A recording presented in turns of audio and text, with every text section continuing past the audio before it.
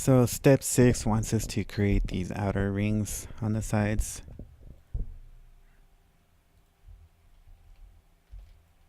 We'll go ahead and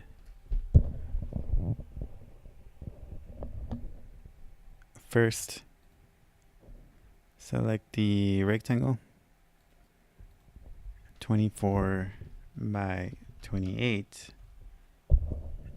and round the corners, the outer corners, by 14 pixels. So we'll go ahead and choose, I guess, corner type, round, and enter 14. But let's uncheck this chain in the middle first so that it doesn't do it proportionally, and we'll round it 14. That takes care of that. Another option you could have done was to make the rectangle and just press A and round over. Click on this point, round it over by 14 since I have the info screen displayed, and do the same on this one. But the transform panel works a lot faster and is more accurate.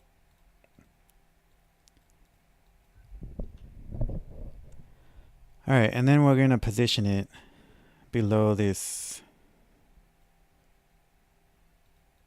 rectangle.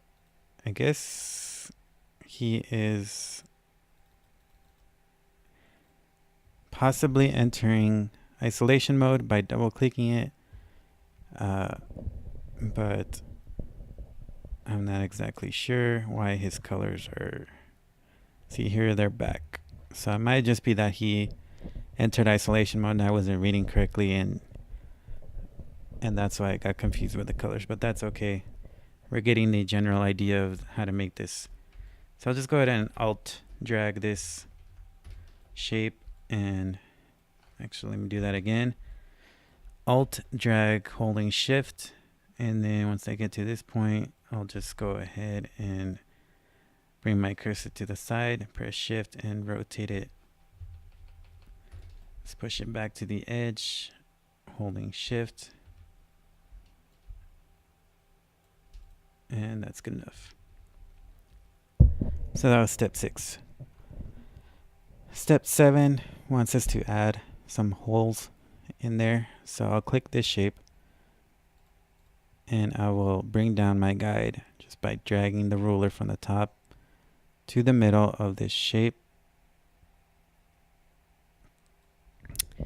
And then I will grab my ellipse tool, which is a shortcut key L. Click one time to make a 12 by 12 pixel circle. Let's give that a quick color real quick, and just let's align it to the center of this shape. So to do that, I will click on this shape, hold shift to click more than one object.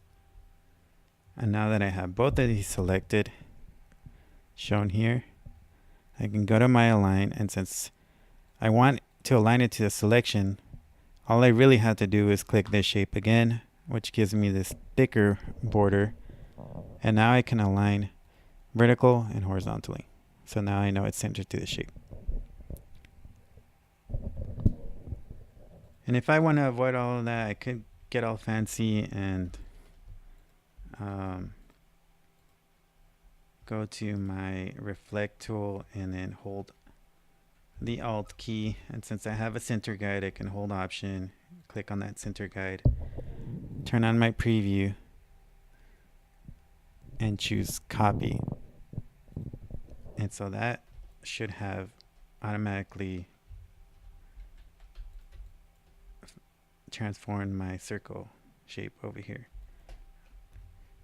even though it seems like it's a little more to the right. So I'll just move it more to the right. Just kind of wing it. Again, I'm not trying to be perfect when doing this, but moving on. So now that we have positioned the circles, it actually wants us to cut it out. So we know that this shape is behind the blue circle. So I'm going to go ahead and right click to lock my guides so they won't get in the way. highlight both of these shapes, go to my pathfinder, and choose minus front. And that subtracts the shape in front from the back shape. So I'll go ahead and repeat over here.